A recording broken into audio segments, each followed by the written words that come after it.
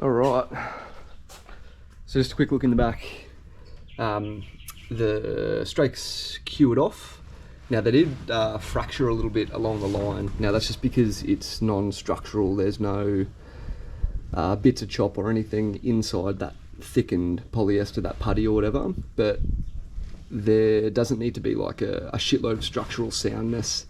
Like I said before, those strakes getting filled up is just to give me a somewhat flat surface to lay glass down to when I put the stringers in. That being said, even with the fractures, there'll still be more structure there than there was before.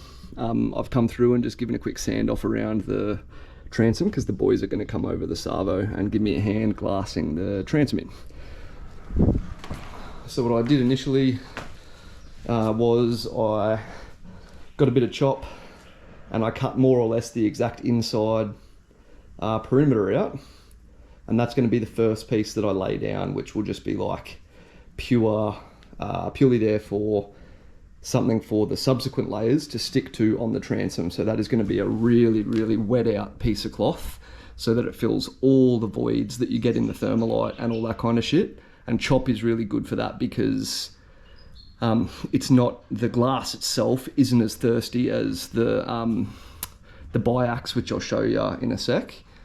And so the more resin I put into it, it'll hold it, but it'll hold it behind it, if that kind of makes sense, to fill all the voids, which are just in the thermalite due to the foaming process.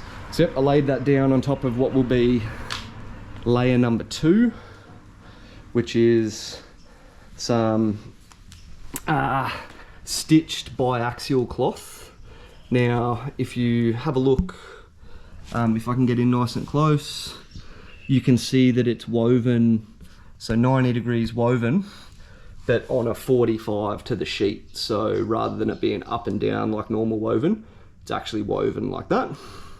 And that is stitched to chop strand on the back. So the layup that I'm going to do for the transom will be 1 layer of chop, 1 layer of biax.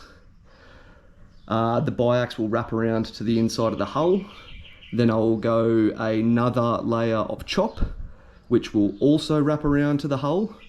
Then another layer of biaxial, also wrapping around to the hull, and then finish it off with a layer of chop. So chop, biax, chop, biax, chop. And if you think about it, these are a double layered thing because they've got the woven on one side and the chop on the other. That'll be a total of what? 7 layers of glass, which I think will be a nice strong layup. This is good structural glass here, this biaxial. And then also what I'm going to do at the end is I'll get a piece of that, I don't know if you can see it back there, that roll of just chop tape, and I'll do a nice neat right in the corner of the transom and the hull, finish it off with one of those as just like a capping on the layers, which I think will just mean, it'll just mean that there's another layer, so an 8th layer in the corners, which is the weak point, that tie-in point from the transom to the hull. So if you have a look, I've just outlined the points that I need to cut relief cuts. So every time it goes around a corner, so a cut there so that this piece can sit on the chine, a cut here so that it can bend around the corner, some relief cuts over the sweeping bends, and then so on and so forth. And I'm going to do that with every sheet. Like I said, I'm going to make these about 100 to 150 oversize of the actual profile of the transom. So there'll be 100 to 150 mils overlap onto the hull. So that corner where it ties into the hull will be strong as shit. And that's not even talking about when the stringers finally get tied to it, when the back seats or steps that I'm going to put in the inside, they get tied to it, when the gunnels get tied to it. Like, this will be strong as hell just by itself. And then all the other glass work at the end, you know, once it's on, should be schmick.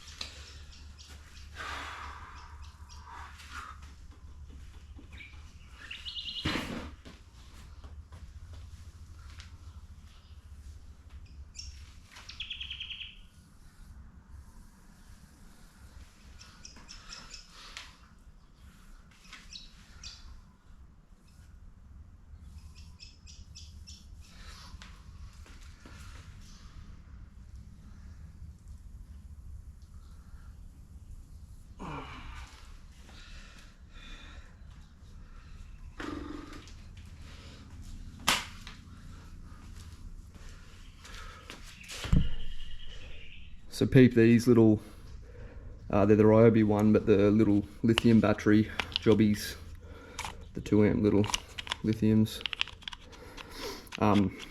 Just like little electrical cutters. Just like a little hex blade there that feeds onto like a little block. Lauren was cracking the shits because I was using the kitchen scissors to cut the fiberglass. But now these things, you'll see these in a sec, they absolutely tear through this shit.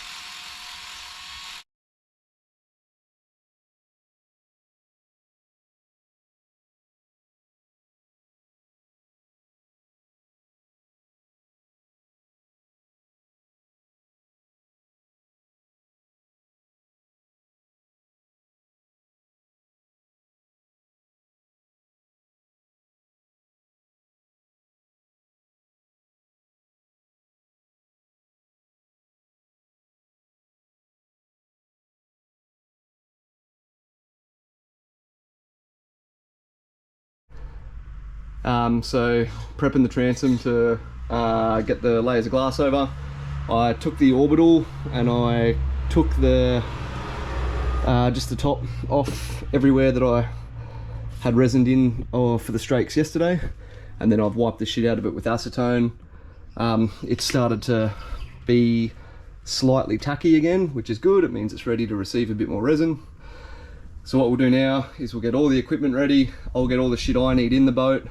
Brooksy's going to be on mixing duties down there and passing me all the glass mat.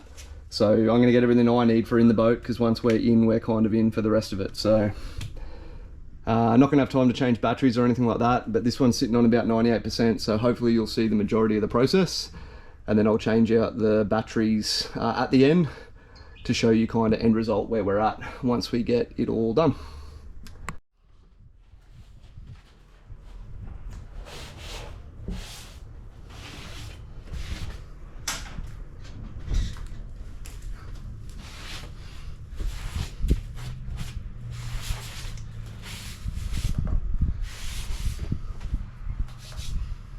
It holds its chair, Yeah, until the power goes off, I think. I turned it off and turned it back on and it said 0. Yeah, sweet, which is good. Put a screw banger. Yeah, just it'll be sitting down on the floor next to the grinder.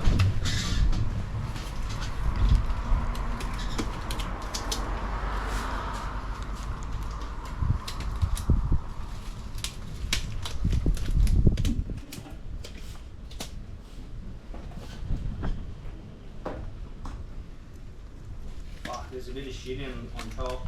What kind of shit? Just fucking, I don't know, it looks like paint. And a bit of fucking... Just give it a bit of a stir. You want me to just fucking try and get these fiberglass fibres out? Is there fibres in there? Yeah. Is it bad?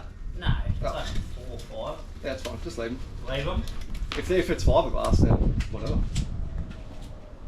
Yeah, I believe so. One of them might be like fucking a fibre of a hair or something. Fine. Just fucking value adding in strength. Just, yeah. It will pour pretty good. The lip on them is pretty good. You just got to be careful. Take it slow.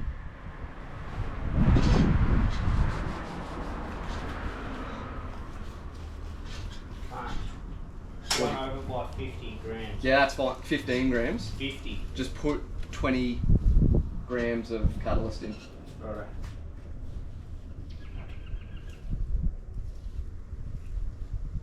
Try not to go over on the catalyst though, because our working time will go to shit.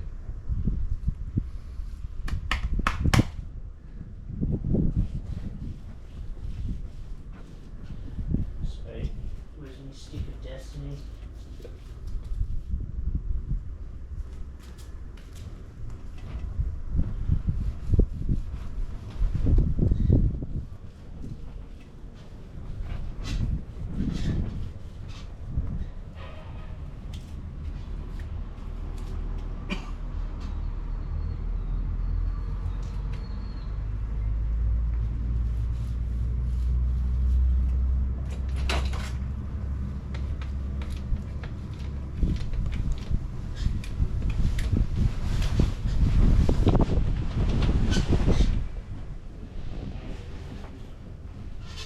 Reckon that's enough for a stir? Go a little bit more.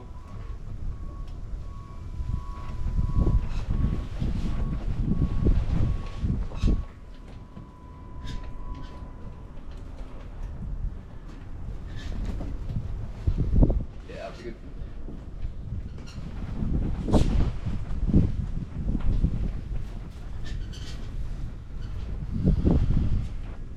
So you reckon just pour the next one and take the catalyst? Yeah, just don't put any catalyst in it and keep it out of the sun and she'll be sweet. Alright.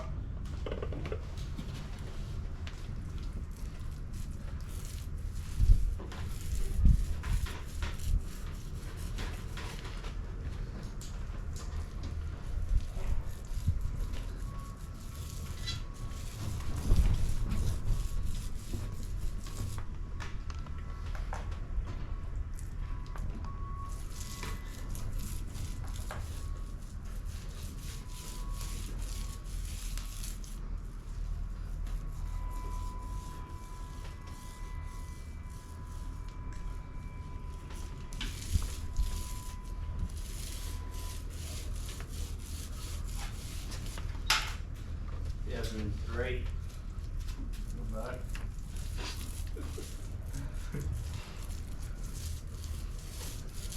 This isn't a competition, but if it was, you'd be winning.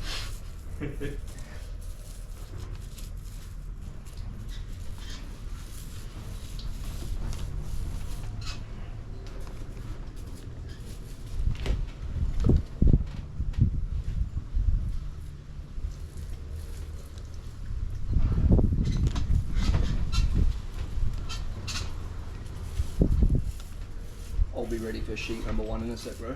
Roger.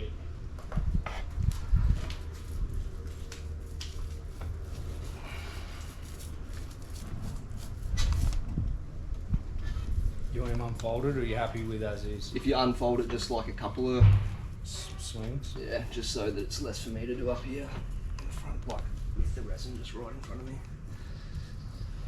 I suppose a book. Tears quick.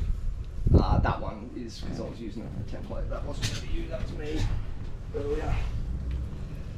Like, because I laid that down on every single Will one. that be fine? Yeah.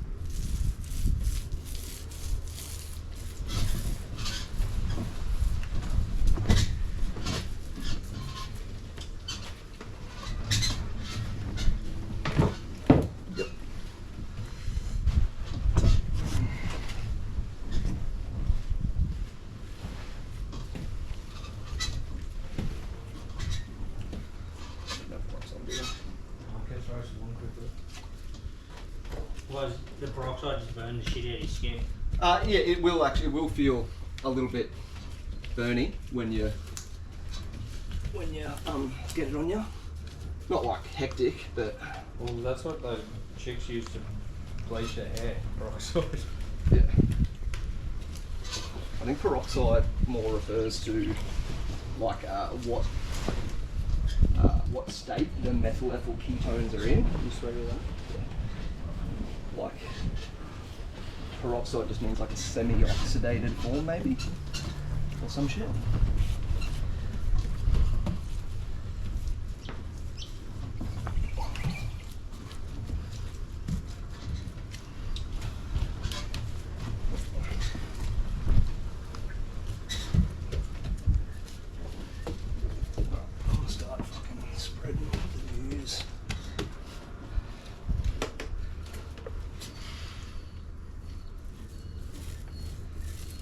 Is it that simple? Yeah, bro.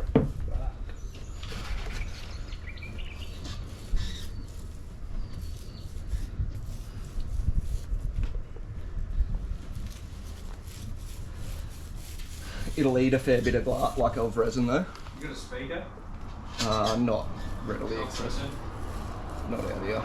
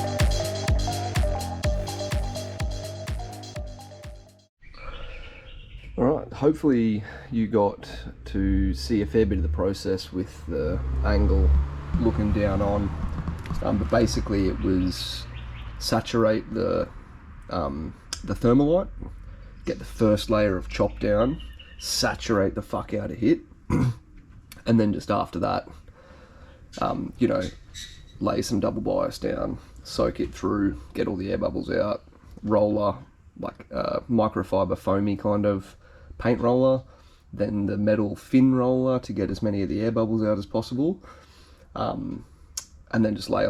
So it was layer of chop, layer of double bias, layer of chop, layer of double bias, layer of chop to finish. All of those layers, except for the first chop, were tied in around the hull.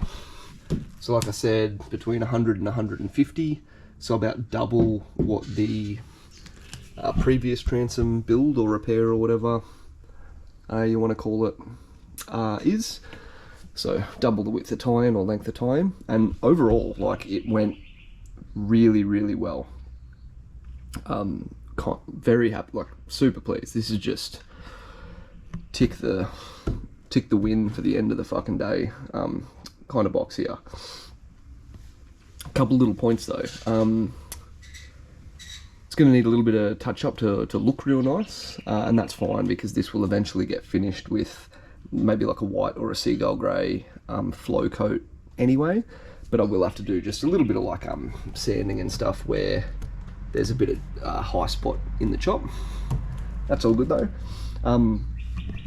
Over here though, I did get a couple of air pockets that I could not get out. Structurally, I don't think it's going to matter because the rest of the transom is really, really good adhesion with very, very few air bubbles. But what I think happened was, because of the nature of the resin, the more you have in one area, the quicker it's going to cook off because of like that thermo reaction. Like it gets real hot to touch when it's curing and stuff. And so the more that there is, the more the catalyst reacts or whatever. And it just goes nuts. So I think by the time I got to this last layer, like this last layer went off so quick compared to the previous, you know, like the other 4 or 5 or whatever it was, layers, because there just ended up being so much volume of glass mat and resin that it really just started to cook off. And I think that's what's happened here, is the previous layer was really starting to fire, and therefore the wax was coming to the surface quicker than anticipated, and so the air bubbles on this final layer, I just could not get them to stick down. But that's not all doom and gloom. Very localized little area, but some things that I learned out of that was, if I'm going to continue using the waxed polyester resin, I need to work in smaller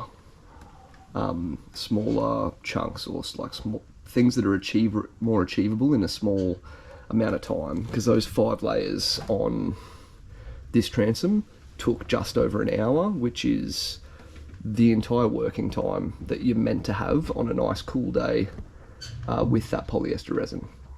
So the fix, do smaller chunks at a time, so when it comes to the stringers, maybe only doing 1/2 meter at a time, and then that way if that first part starts to cure, it doesn't matter because you're already moving on to the next one.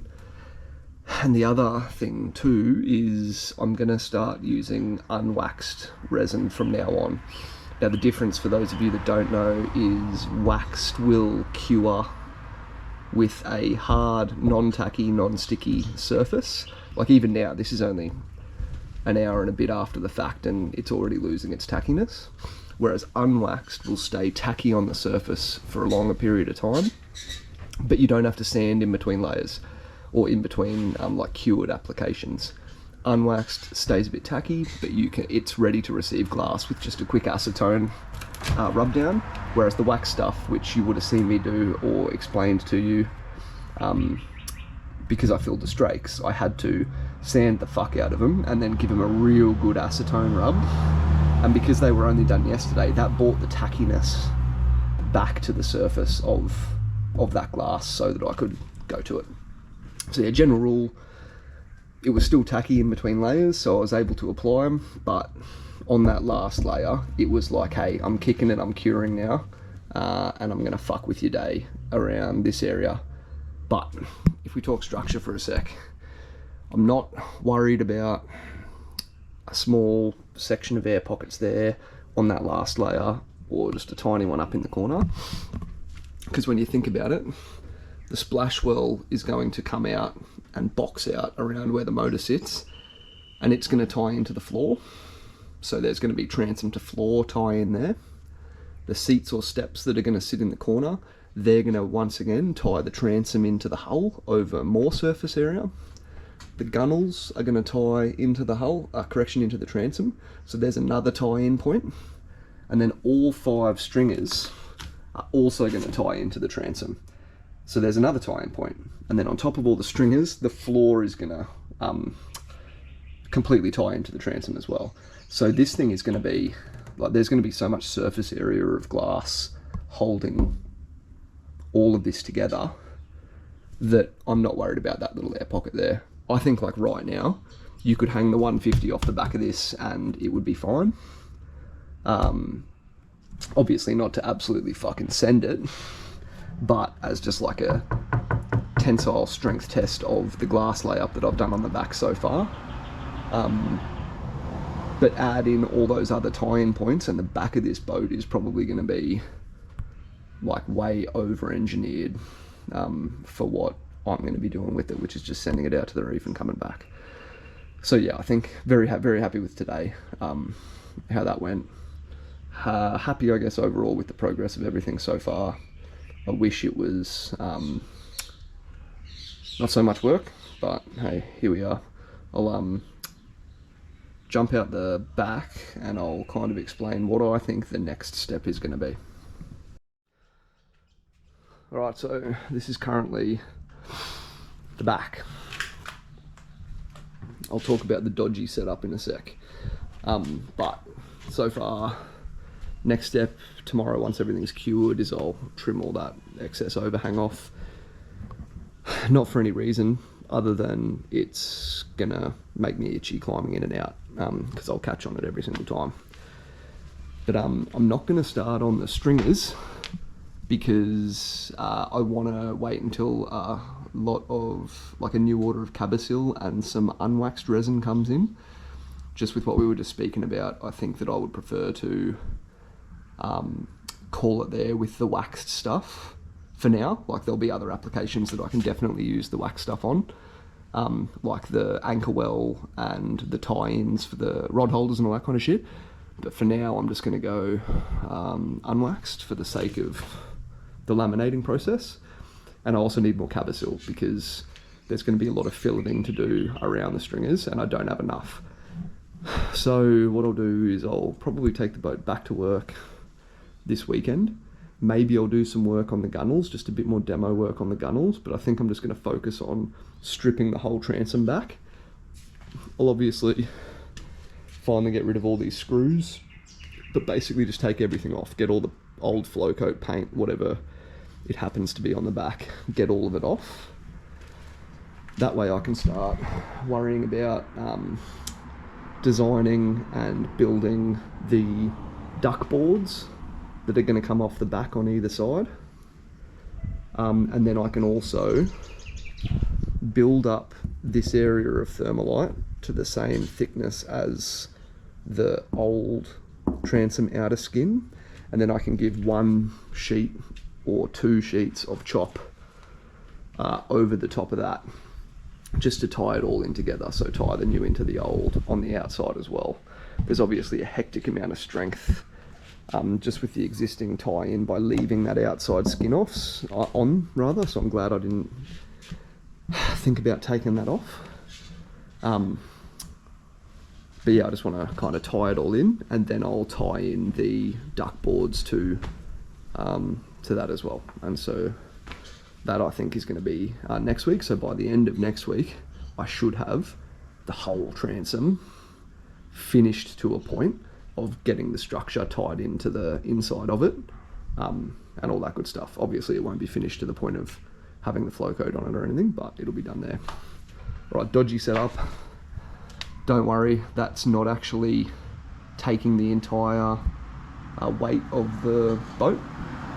But one thing that I really realised through this whole process is you've got to be super cognizant of what the trailer and the rollers are doing to the shape of the hull.